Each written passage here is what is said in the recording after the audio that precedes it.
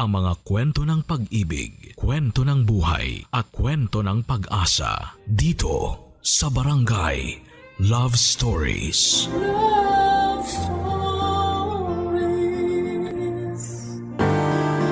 Hindi lahat ng sandali ay kailangang magtagal.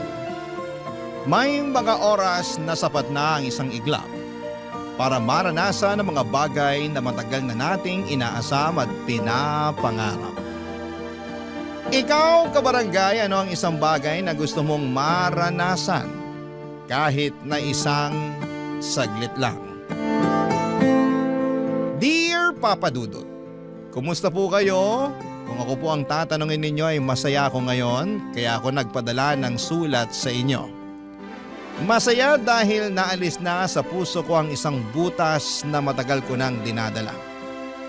Isang butas na nagbigay sa akin ng labis na pangungulila at kalungkutan. Ngayon ay napuna na ang butas na yon, pero ang kapalit nito ay isang probation mula sa korte dahil sa isang kasalanang ginawa ko. Habang sinusulat ko ang sulat na ito ay kakatapos ko lamang sa probation na ipinataw sa akin matapos akong makagawa ng isang krimen. Pero bago ko ikwento sa inyo ang buong detalye ay nais ko munang magpakilala. Tawagin niyo na lamang po ako sa pangalang Glory, 28 years old. Lumaki ako sa isang mahirap at malaking pamilya. Siyam kaming magkakapatid, Papa Dudut. Panglima ako at katulad ng mga kapatid ko ay wala rin akong tinapos. Hanggang grade 6 lang ako noon, street sweeper lang kasi ang nanay ko samantalang basurero naman ang tatay ko.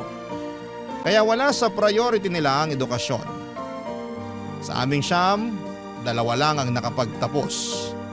Ang panganay na anak na maaga ring nagkapamilya at ang pangalawang anak na kinalimutan na kami simula noong nagkaroon siya ng maayos na buhay. At para makatulong sa mga magulang ay naging taga-silbi ako sa isang karinderya.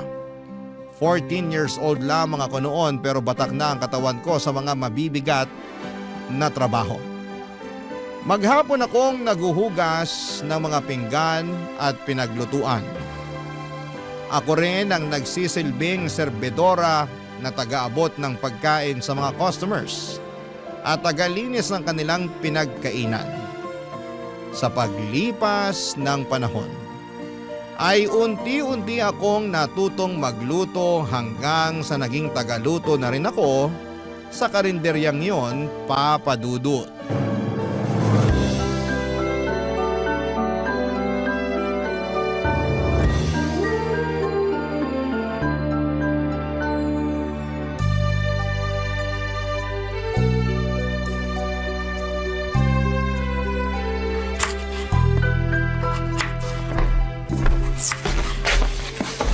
Oh, Ate Linda, maaga ka ngayon ah. Maaga ako nagising eh. Wala naman ako magawa sa bahay kaya dumiretso na ako rito para makasimula na sa trabaho. Mukhang ang marami ka nang natapos. Ano bang kailangan mo? Ituloy mo na lang nahiwain yung baboy pang Bicol Express. Nasimulan ko na yan. Okay, sige. Mabuti ka pa, nakatulog ng maayos. Samantalang ako, 2 oras lang yata tulog ko eh. Bakit naman? 10:00 ba namang umuwi si tatay? Lasing na lasing. Nagkalat na naman? As usual. Ako na naman yung naglinis sa bahay tapos pagkatapos nun, kakapikit ko pa lang, nag-alarm na yung cellphone ko. Kailan ba kasi matatauhan yung tatay niyo? Nakakaloka naman. Hindi na magbabago yun. Alak na yung tubig niya eh. Ang hirap ng ganyan. Kaya siguro dumami kayong magkakapatid kasi gabi-gabing lasing yung tatay niyo. Buti nga ka mo, hindi na nasundan yung bunso namin. Ay, hindi mo lang sure. Wag naman sana. Ano yun, kukumpletuhin nila yung 10 mga daliri? Hindi na nga kami kasya sa bahay. Ay, kapag ako yumaman, aalis din talaga ako sa bahay. Ang tanong, yayaman ka ba? Sa sinasahod natin araw-araw kahit magtrabaho ka pa buong buhay mo, patay ka na, di ka pa rin yumayaman. Malay mo naman, makapulot ako ng milyones dyan o di kaya manalo ako sa loto. Sa malas mong yan, sa tingin mo, makakatsamba ka ng ganon? Hindi ka nga tumataya sa loto eh. Kung sa bagay, pinanganak nga pala ako sa mahirap na pamilya. Nagkaroon pa ako ng tatay na lasinggero, tapos binigyan ako ng 8 kapatid. Paano pa kami makakaahon sa hirap niyan? Minsan talaga minamalas tayo pagdating sa kapalaran. Wala tayong magagawa dyan, bawi na lang sa next life. Siguro masamang tao ako sa previous life ko, kaya ako minamala sa buhay ngayon. Pakabait ka na lang ngayon para sa susunod mong buhay, swertehin ka naman. Ay, sarap sana kung may maipagyayabang din ako sa buhay, no? Ano kaya feeling ng mga may graduation photo at diploma na nakadisplay sa bahay? Walang silbi ang diploma na yan kung hirap ka naman maghanap ng trabaho. Ako nga, may diploma tapos wala namang maayos sa trabaho. Ano ba kasi nangyari? Bakit di mo pinurse yung tinapos mo? Malas din, katulad mo. Tsaka maaga ako nagkaanak eh. Kung ano yung available na trabaho, yun na lang ang pinasok ko. Minsan din talaga, tayo rin may kasalanan ng sitwasyon natin eh. Katulad mo, maagang nagkaanak. Wala naman akong pagsisisi sa nangyari. Ang mahalaga, may asawa ako na mahal ako at anak na mahal ko. Kahit maghirap pa ako sa kakatrabaho para sa kanila, wala kang maririnig na reklamo sa akin. Kaya ikaw, kung ano man yung mga pangarap mo, subukan mong tuparin kahit gaano pa yan ka-imposible. Sana nga pala rin din ako. Gusto kong matry yung nakaupo lang sa opisina habang naka-aircon tapos papasok ako na may bitbit na kape. Gusto kong magsuot ng mga branded na damit. Gusto kong magpatayo ng sariling bahay para sa mga kapatid ko. Gusto kong makapunta sa ibang bansa. Basta, ang dami kong pangarap na sana maibigay sa akin balang araw. Alam ko na, may naisip akong solusyon para maranasan mo yung mga bagay na yan. Ano? Humanap ka ng afam! Sira ulo ka. Gusto mo makaahon sa kahirapan, di ba? Afam ang sagot dyan. Ay nako, ewan ko sa'yo. Parang pangarap din yan na mahirap din abutin eh. Wala namang magkakagusto sa akin sa itsura kong to. Ay, ate ko, ibang taste ng mga foreigner. Hindi mo lang alam, ikaw pa lang yung hinahanap nila. In my dreams, magluto na nga tayo. Uunahin ko na yung Bicol Express. Sige. Ako nang titira sa adobong kangkong tsaka sinigang. Marami akong pangarap sa buhay noon, Papa Dudut. Marami akong gustong maranasan. Marami akong gustong makamit at marami akong gustong mabago sa buhay ko. Pero alam ko noon na hanggang pangarap na lamang ang mga bagay na yon dahil kung magiging realistic ako, kahit araw-arawin ko pa ang pagtatrabaho ay hindi ko pa rin maaabot ang mga imposibleng pangarap na yon.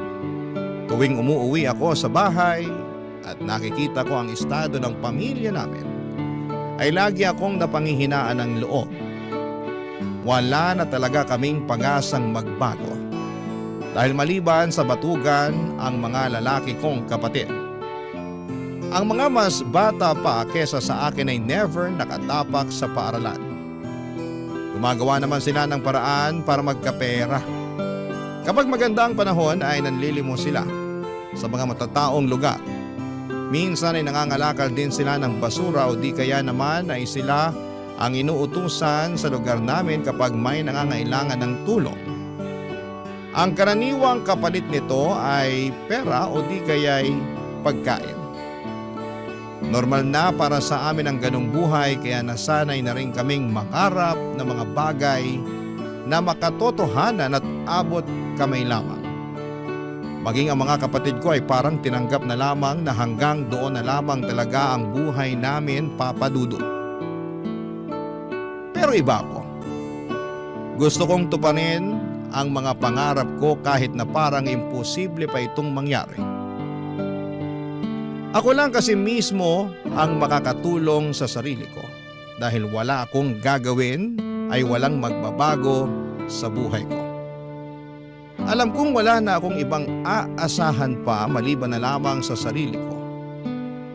Kaya naman ginawa ko ang lahat para magbago ang takbo ng buhay ko. Kahit na magsimula lang ito sa maliit na hakbang, Papa Dudut.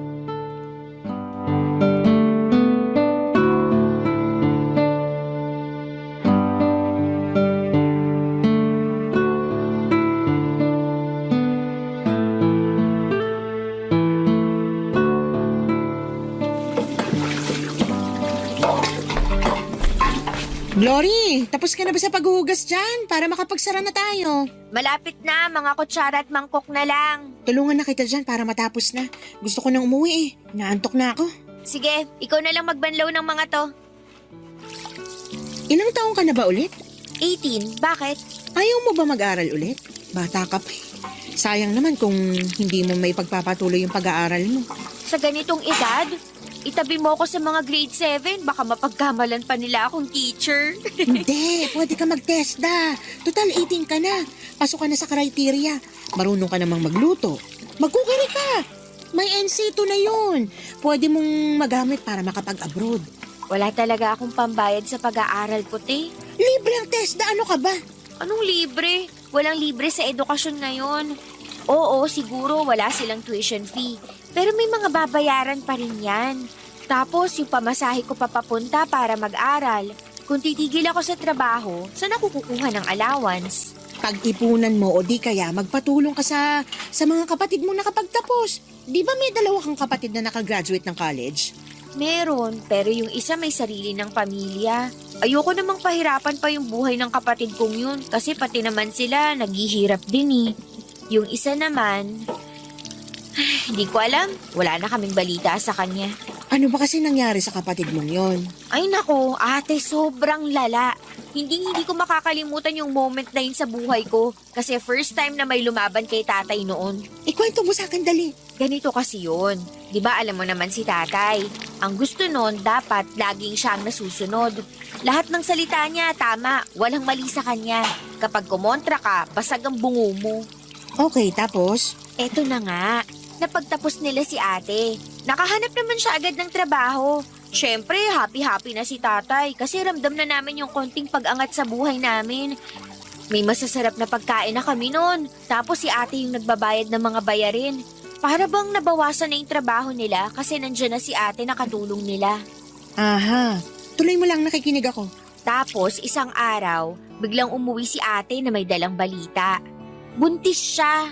Nagalit tatay mo? Oo naman, galit na galit. Sampal yung inabot ng ate ko. Hindi pa nga raw nababayaran ni ate yung mga sakripisyo nila tapos magpapabuntis na agad siya. Dismayado si tatay nun. Grabe naman! Nagalit yun kasi alam niyang mawawala na yung ATM nila. Wala na sila mapagkukuhaan ng pera. Medyo naiintindihan ko rin naman yung pinanggagalingan ni tatay. Siyempre, umaasa silang si ate na ang magiging katuwang nila sa mga gastusin. Tapos bigla siyang nagpabuntis. Eh di katulad din ni kuya na maaga siyang magkakapamilya.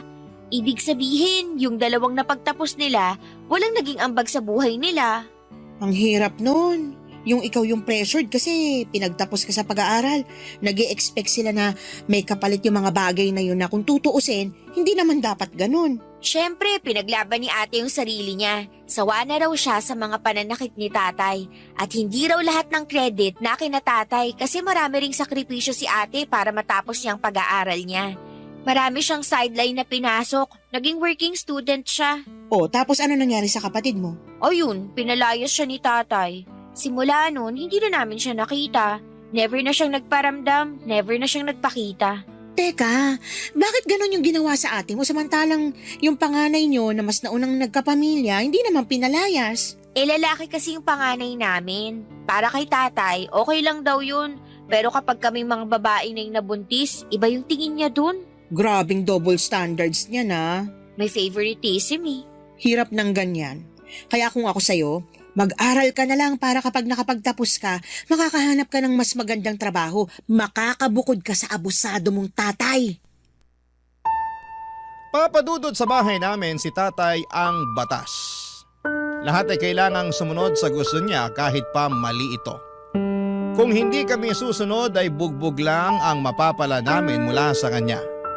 Siya ang dahilan kung bakit naging matatakotin ako sa maraming bagay. Makarinig lang ako ng malalakas na ingay katulad ng kalderong nahulog o di kaya'y pintong padabog na sinarado ay bumibilis agad ang tibok ng puso ko.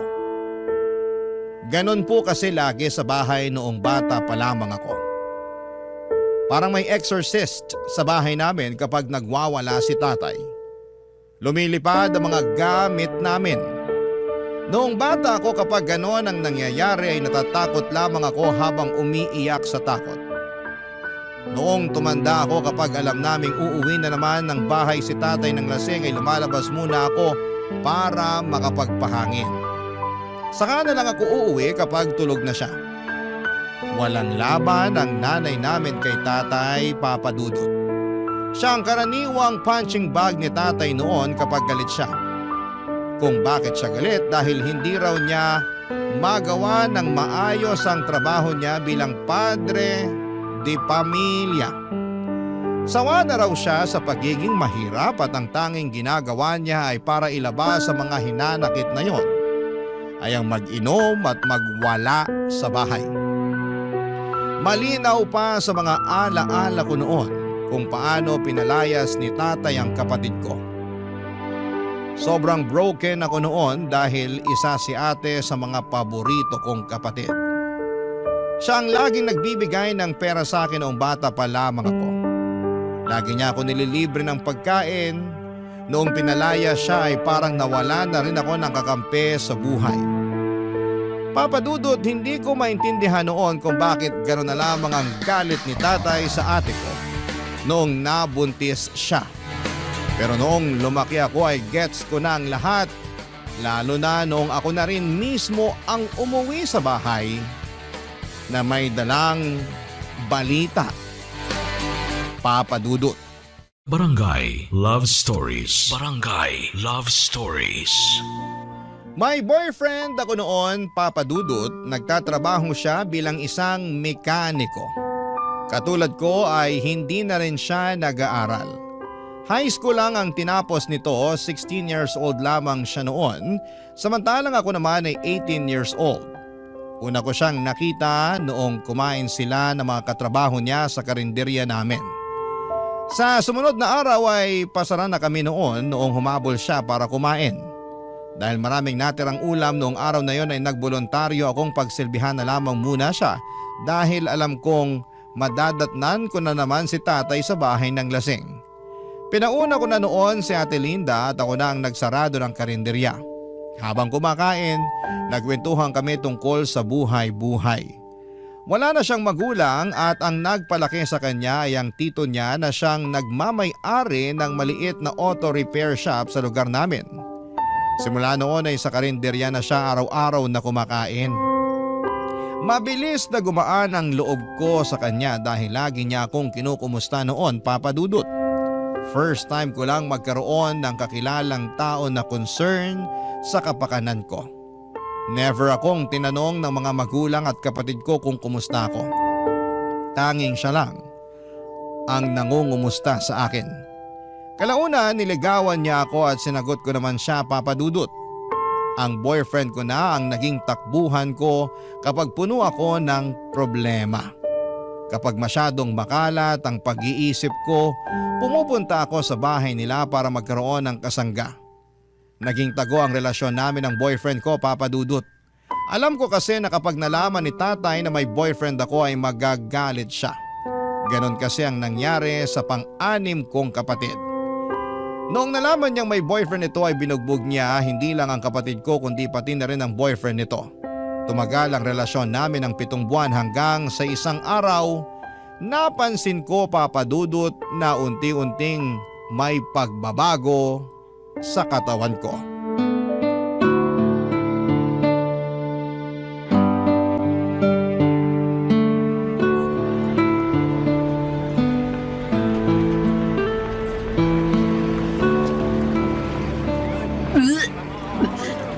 Hoy, ayos ka lang. Oo, nasusuka lang ako sa amoy ng patis. Ang tagal mo na nagtatrabaho dito. Ngayon ka pa masusuka sa amoy ng patis? Tsaka patis lang yan. Ewan ko ba, bigla na lang naging sensitive yung pang-amoy ko. Yung mga malalakas ang amoy, bagoong, pabango, pati amoy ng sigarilyo. Kapag nakakaamoy ako noon, bigla na lang sumasama pakiramdam ko. Kailan nagsimula ito? Halos isang buwan na rin siguro. Ano pang nararamdaman mo maliban sa pagiging sensitive ng pang-amoy mo? Lagi akong pagod tsaka mabilis mahilo, lalo na sa umaga. Hindi kaya buntis ka? Ha? Hindi ah. Bakit naman ako mabubuntis? Morning sickness yung nararamdaman mo. Sintomas yan kapag buntis ang isang tao. Ganyan ako na nagbuntis ako eh. Ate, wag mo akong tinatakot ng ganyan. Hindi kita tinatakot, seryoso ako. Na-try mo na bang mag-pregnancy test? Hindi. Hindi ko alam kung paano yun eh. Subukan mo para malaman natin kung ba't ka nagkakaganyan. O di kaya, magpunta ka sa health center. Magpa-check up ka doon, libre lang yun. Natatakot ako. Paano kung buntis nga ako? Kung buntis ka, wala tayong magagawa. Kagagawan mo yan eh. Sabi ko naman sa'yo, mag-ingat ka. Maingat naman ako. Talaga ba? Magkakaganyan ka ba kung nag-iingat ka? Ay naku, Glory, ang bata mo pa para magkaroon ng anak. 19 ka pa lang, di ba? Paano mabubuhayin yung anak mo na yan? Hindi yun yung problema ko kundi si tatay. Baka mapatay ako noon kapag nalaman niyang buntis ako. Ikaw naman kasi. Alam mo naman na sobrang stricto ng tatay mo. Aware ka na nga sa mga consequence tapos ganyan pa ginawa mo. Hindi ko naman to ginusto eh. Hindi mo ginusto o baka hindi mo lang inaasahan? Kasi magkaiba yon. Alam mo, Glory, lahat ng mga desisyong ginagawa natin sa buhay may kaakibat na bunga yan. Nagkaroon ka ng boyfriend, ginawa nyo kung ano man yung ginawa nyo. Ngayon, yan ang bunga. Tapos anong kahihinat na pagbubuntis mo? Magagalit sa'yo yung tatay mo. Tapos ano? Palalayasin ka rin tulad ng ginawa niya sa ate mo. Sinasabi ko pa naman sa sarili ko na hindi ko gagawin yung ginawa ni ate. Paano ko niyan ngayon? Natatakot ako, Ate Linda. Baka palayasin din ako ni tatay. Hindi ka ba matutulungan ng nanay mo? Wala namang laban si nanay kay tatay eh. Lagi lang siyang nakasunod sa mga desisyon ng tatay namin. Kumpirmahin mo muna kung buntis ka nga talaga. Saka mo nilang problemahin yung mga bagay na yan kapag alam na natin kung ano talagang estado mo. Paano kung buntis nga talaga ako? Anong gagawin ko niyan? Alam ko yung takot na nararamdaman mo ngayon. Normal lang yun. Normal lang malito o malungkot pero hindi mo kailangang harapin to ng mag-isa. May boyfriend ka naman, hindi ba? Magtulungan kayo. Eh paano kung pati siya hindi niya alam gagawin niya? Ilang taon na ba tong boyfriend mo? 16. Naku, Diyos mio. Ang babata niyo pa. Talagang magagalit talaga tatay mo niyan. Paano niyo bubuhayin yung baby kung sakali? Hindi ko rin alam. Ate, tulungan mo ko. Ay, limitado lang yung maitutulong ko sa'yo. Pero huwag kang mag-alala. Hindi kita pababayaan. Tutulungan kita sa abot na makakaya ko. Salamat, ate. Basta, magpa-check up ka muna para alam natin ginagawa natin. Hihingi ako bukas ng day off kay boss para makapunta ako sa center. Mabuti pa para malaman agad natin kung buntis ka ba talaga o hindi. Hala, sige, ako na dyan. Doon ka na nga lang sa mga plato, magpunas ka. Tsaka ihanda mo na rin yung mga kubyertos. Sige, pero ate, kung sakali mang buntis talaga ako, pwede bang isikreto na lang muna natin to? Oo naman. Magtiwala ka lang sa akin. Wala makakaalam ng sikreto mo. Tsaka, wala naman ako sa lugar para ipagkalat yung buhay mo. Salamat. Papadudot kumpirmado na buntis nga ako. Halos maiyak na ako sa kaba noon habang palabas ako ng center dahil sa mga nalaman kong balita. Hindi ko alam kung papaano ko ito sasabihin sa pamilya ko lalong-lalo na sa tatay ko. Ayokong matulad sa ate ko na napalayas at naging mapag-isa sa buhay. Hindi kasi ako katulad ng ate ko na madiskarte. Kapag ako ang pinalayas, wala akong ibang matutuluyan. Wala rin naman akong gaanong kaibigan na matatakbuhan maliban sa boyfriend ko. Pagkatapos kong magpa-check up sa health center ay dumiretso ako sa boyfriend ko. Busy siya noon sa inaayos niyang motor noong kinausap ko siya. Sinabi ko sa kanya ang totoo na nabuntis niya ako. Kitang-kita ko sa mga mata niya ang magkahalong dismaya at takot. Hindi niya inaasahan ang balitang yon, papadudot. Doon din ay inamin niya sa akin na hindi raw niya kayang buhayin ang bata. Hindi pa raw siya ready na maging ama dahil masyado pa siyang bata. Hindi nagtagal ay unti-unting nagbago ang ugali ng boyfriend ko sa akin. Palagi na niya akong iniiwasan. Ayaw niyang makipagkita sa akin at kapag magkasama naman kami ay ayaw niyang pinag-uusapan namin ang tungkol sa baby. Hindi nagtagal ay hindi na nagparamdam pa sa akin ang boyfriend ko. Noong oras ding yon ay parang gumuho ang mundo ko. Ang inaasahan kong kakampi sa mga problemang kinakaharap ko ay bigla na lamang akong iniwanan. Ibig sabihin noon ay mag-isa na naman akong haharapin ang mga pagsubok na ito. Totoo nga na wala akong ibang maaasahan kundi ang sarili ko lamang dahil sa dinadala kong problema ay hindi na ako nakapag-concentrate sa trabaho ko at agad yung napansin ni Ate Linda, Papa Dudut.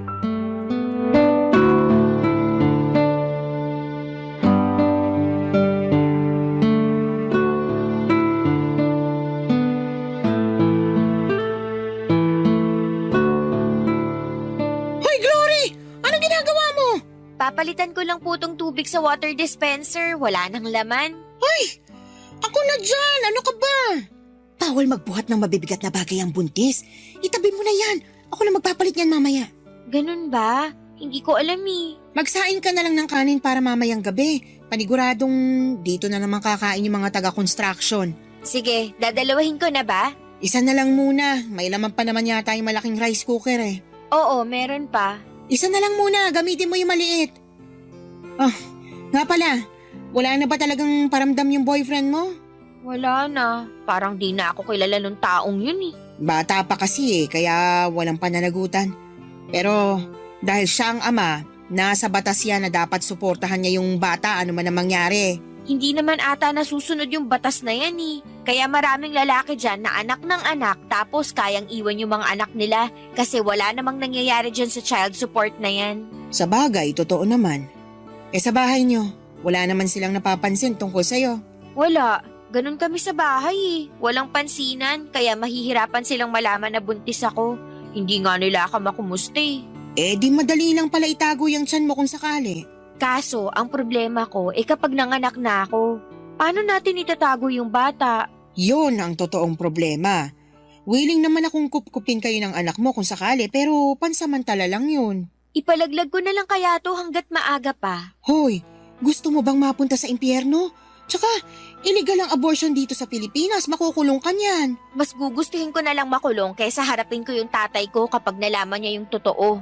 At least sa kulungan, libre ang tirahan at pagkain dun. Ay, nahihibang ka na talaga. Hindi talaga ako nagbibiro. Hindi mo nga pwedeng gawin yun. Papatay ka ng tao dahil lang sa takot mo sa tatay mo. Hindi ko alam. Siguro natatakot lang ako na baka wala akong mapuntahan kapag pinalayas ako sa bahay. Ganito na lang, may naisip ako. Ano? Ipaampun mo yung bata. Marami mag-asawa dyan na naghahanap ng batang aampunin. Mas maganda yun kasi hindi mo lang bibigyan ng chance yung bata na mabuhay. Mabibigyan mo rin siya ng mas maayos na pamilya. Kanino ko naman siya ipapaampon? May alam akong kumadrona na may kontak sa mga taong naghahanap ng maaampun na anak. Gusto mo bang kausapin ko siya? Sige, mas maganda yun. Ipapaampon ko na lang yung bata. Pero sigurado ka na ba dyan? Sigurado kang hindi mo ito pagsisisihan sa huli? Hindi, sigurado na ako. Nasasabi mo lang yan kasi hindi mo pa totally nararamdaman yung bata dyan sa tiyan mo. Pero once na nagkaroon na kayo ng koneksyon ng bata tapos kapag naipanganak mo na siya, iba na yung feeling na mararamdaman mo. Baka malaki yung chance na magbago pa yung isip mo. Hindi na magbabago ang pasya ko. Desidido na ako. Ipapaampon ko yung bata. Tama yung sinabi mo. Mas magandang solusyon yun kasi mapupunta siya sa taong kaya siyang alagaan. Kesa naman maiwan siya sa akin, hindi ko siya kayang buhayin. May 9 na buwan ka pa para pag-isipan yung desisyon mo. Huwag ka masyadong magpadalos-dalos. Tandaan mo ha, minsan ka nang nagkamali dahil sa mga desisyong hindi mo pinag-iisipan ng maayos. Basta, kung ano man yung mangyari, sure ka na may kakilala kang pwedeng umampun sa anak ko? Madali na lang yun. Ang problemahin mo na lang muna sa ngayon, yung maitago mo ng maayos yung bata sa tiyan mo para hindi ka mahuli. Madali lang niya maitago sa ngayon dahil maliit pa pero paano kapag lumaki na yan? May plano na ako para dyan. Tsaka marami akong bilbil, hindi ito mahahalata. Basta kapag nagka-bookingan, nandito lang ako na pwede mong takbuhan ha? Salamat. Kung wala ka, hindi ko na talaga alam ang gagawin ko. Para na rin kitang kapatid eh. Sa tagal natin magkasama dito sa karinderya, wala na yun sa akin. Hala, magsaing ka na. Napakwento na naman tayo dito nang wala sa oras. Heto na, magsasaing na. Ganon na nga ang ginawa ko, Papa Dudut. Hanggat maaari ay umiwas ako sa bahay para hindi nila mahalata ang paglaki ng tiyan ko. Mabuti na lang at medyo malaki rin ako ng panahong yon kaya pwede kong irason na taba lang ang dahilan kung bakit malaki ang tiyan ko. Mas dinamihan ko rin ang pagkain ko para mas lalo pang lumaki ang katawan ko at masabayan nito ang paglaki ng tiyan ko. Bumili rin ako ng malalaking damit sa ukayan para maitago ko ang pagbubuntis ko. Kapag naman nasa bahay ako ay lagi akong mapag-isa sa kwarto o di kaya ay tumatambay ako sa labas at saka na lamang uuwi kapag patulog na ang mga kamag-anak ko. Sa kabutihang palad na itago ko naman ang pagbubuntis ko ng maayos. Walang nakaalam sa sitwasyon ko noon maliban sa boyfriend ko at si Ate Linda. Noong nag-labor ako sa kalagitnaan ng gabi ay tiniis ko noon ang sakit. Gusto ko mang sumigaw. Sa sakit na nararamdaman ko ay hindi ko magawa dahil baka magtaka ang mga kasama ko sa bahay. Buong magdamag ay sinikap kong itago ang nararamdaman ko. Kinakausap ko pa si baby na huwag munang lumabas at antayin na lamang niya na mag-umaga. Nakinig naman si baby noong lumiwanag na ay agad akong lumabas ng bahay bago pa magising sina tatay. Tinawagan ko si Ate Linda para kontakin ang kakilala niyang komadrona. Pagdating ko sa bahay nila ay nakahanda na ang lahat. Doon ko pinanganak ang baby ko, Papa Dudut. Barangay Love Stories. Barangay Love Stories. Saglit ko lang nakapiling ang anak ko, Papa Dudut, at yon ay noong pinadede ko siya pagkalabas niya sa akin. Pagkatapos noon ay inihiwalay na nila sa akin ang bata para hindi na raw ako magkaroon ng koneksyon sa kanya. Baka raw kasi magbago pa ang isipan ko na ipaampon ito kapag nahagkan ko na ang baby ko na karaniwang nangyayari sa mga inang may bagong silang na sanggol. Bago kinuha sa akin ang anak ko ay napansin ko na may balat ito sa mukha niya sa ilalim ng kanyang kanang mata. Itim ito at mapusyaw na parang mapa ng Palawan. Napanaginipan ko pa yon noong nakatulog ako pagkatapos kong manganak. Pagkagising ko ay wala na sa bahay nila si Ate Linda at ang baby. Ang sabi sa akin, agad daw nilang tinawagan ang mag-asawang gustong umampon sa anak ko. Pagkarating nila ay inuuwi na nila ito kapalit ang paunang bayad sa bata.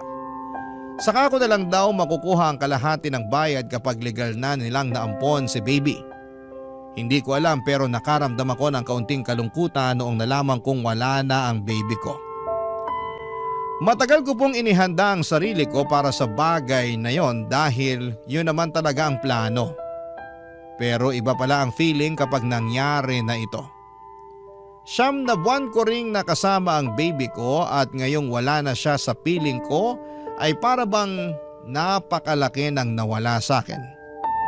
Simula noong araw na yon ay hindi na nawala sa puso ko ang lungkot na nararamdaman ko, Papa Dudut.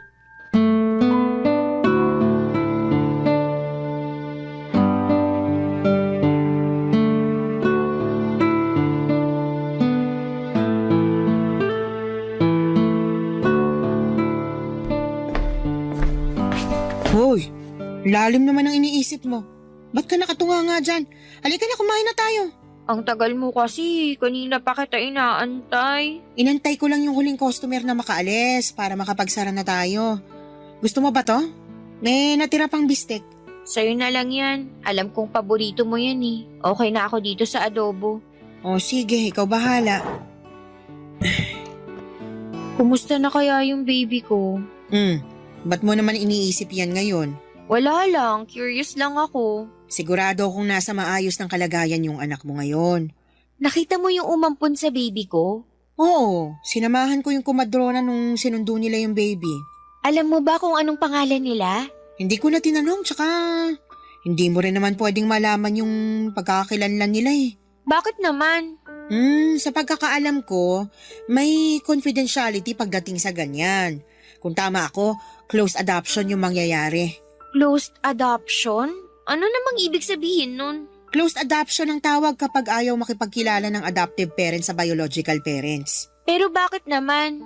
Ewan ko, for privacy siguro. Tsaka baka natatakot sila na baka isang araw, bigla ka na lang magpakita sa pintuan nila para kunin yung anak mo. Pero legal naman yung pag-ampon nila eh. Kapag natapos na yun, wala na akong magagawa kahit gusto ko pang kunin yung anak ko.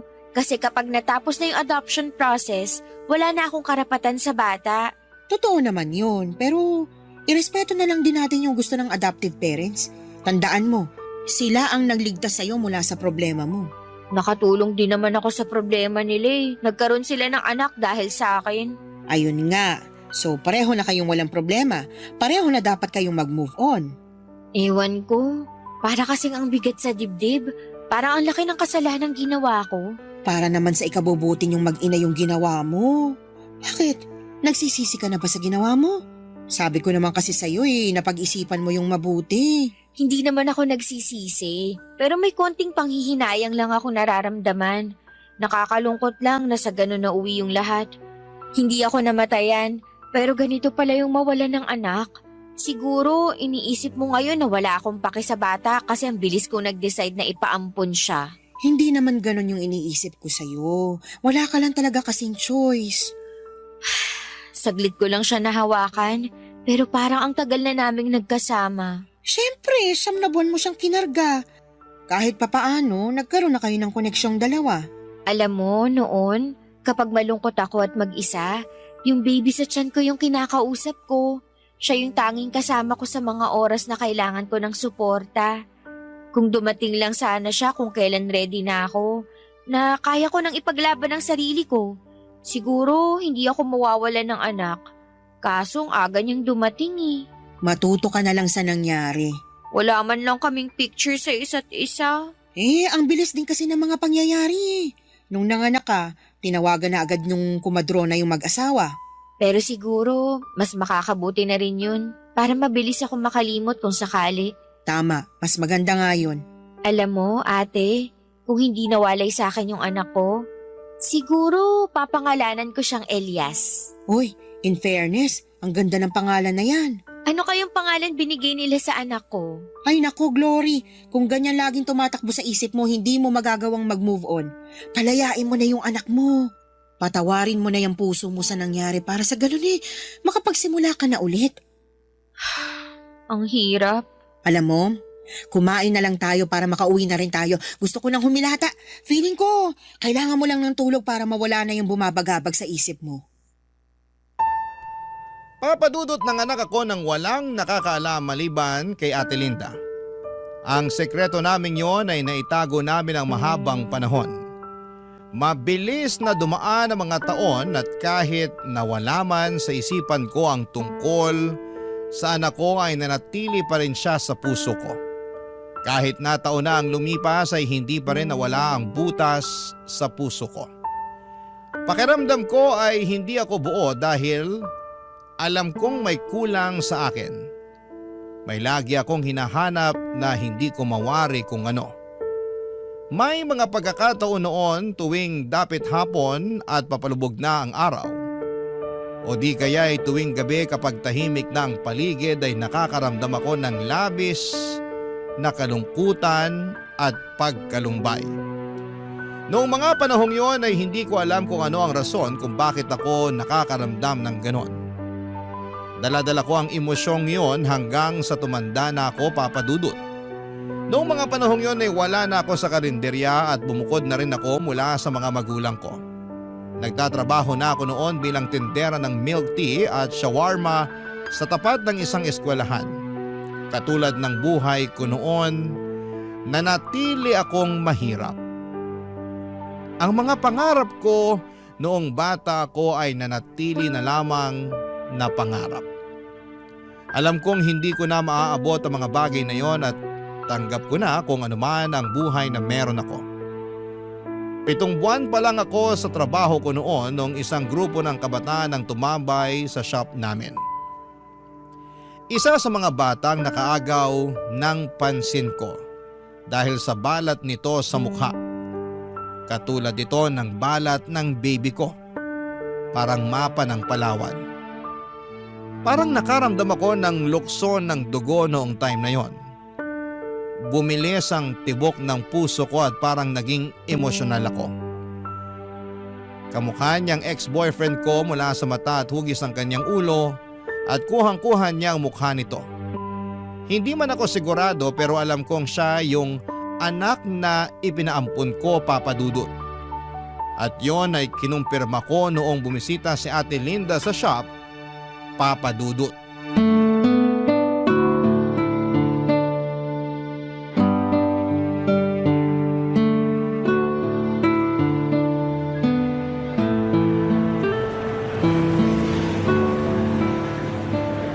Kumusta naman ang babaita? Oh my gosh, Ate Linda!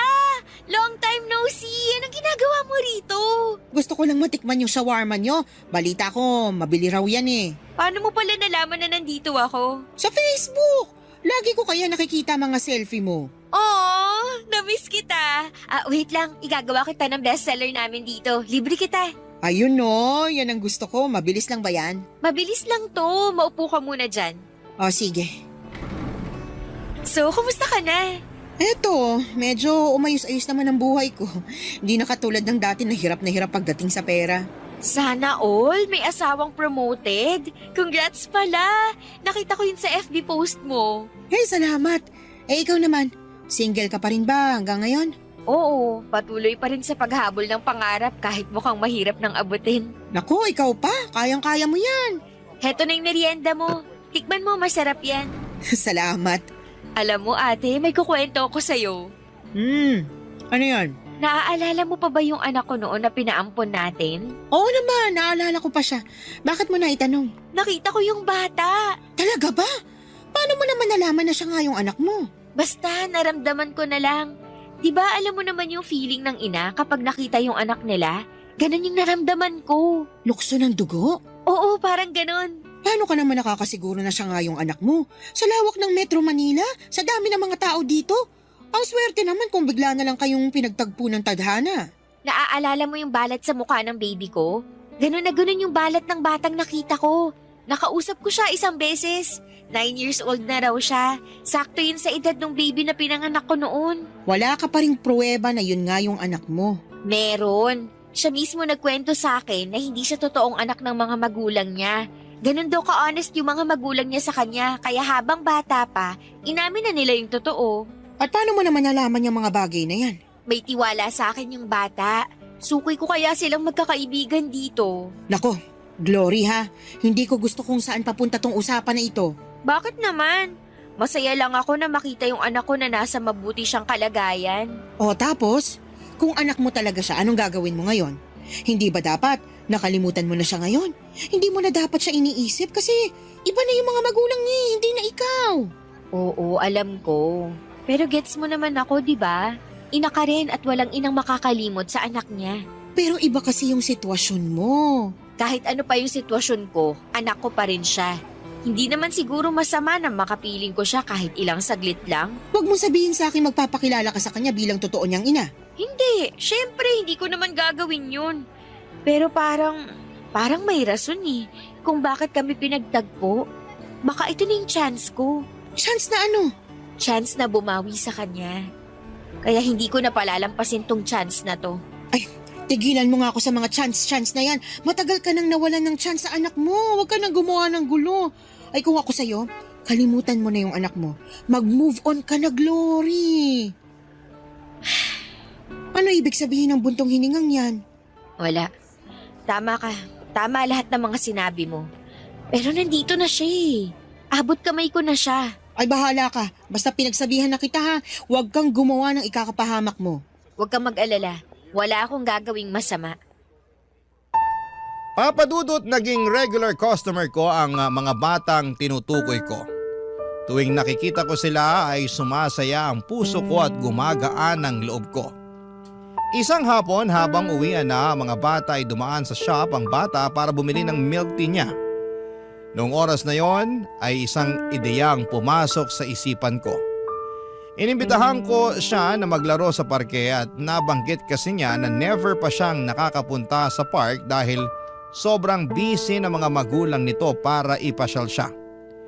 Pumayag ang bata na sumama sa akin at iniwan ko ang shop sa katrabaho ko at sumaglit kami sa pinakamalapit na parke. Pagkatapos maglaro ay nagpunta kami sa isang fast food at binili ko siya ng ice cream. Isang bagay na malimit din daw ibigay sa kanya ng mga magulang niya. Halos 3 oras din kaming nagkasama, Papa Dudut. At sa mga oras na yon ay napakasaya ng puso ko.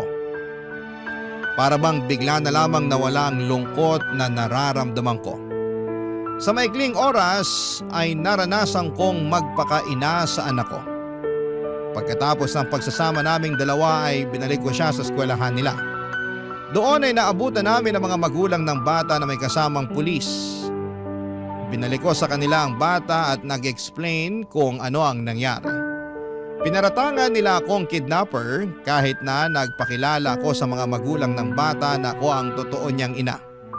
Mas naggalit pa sila noong nalaman nila yon, kaya kinasuhan nila ako. Hindi naman gaano mabigat ang parusang ipinataw sa akin dahil first offense ko pa lamang yon at wala namang masamang nangyari sa bata physically and emotionally, ay binigyan lang ako ng probation. Pinagbawalan din akong lumapit sa bata at magpakita sa kanya. Sinunod ko ang lahat ng yon ng walang pag-aalinlangan. Ang mahalaga ay nasubukan kong makasama ang anak ko at nalaman kong nasa mabuti siyang kalagayan at maganda na ang buhay nito. Pagkatapos ng probation ay lumipat ako ng trabaho at tirahan. Nagsimula ulit ako. Pero sa pagkakataong ito ay magaan na ang loob ko dahil unti-unti ko na ring napapatawad ang sarili ko. Dito na po nagtatapos ang sulat ko, Papa Dudut. Maraming salamat po. Ang inyong forever kapuso at kabarangay, Glory. Anong say mo sa Barangay Love Stories na ito? Pagkwentuhan natin sa comment section yan.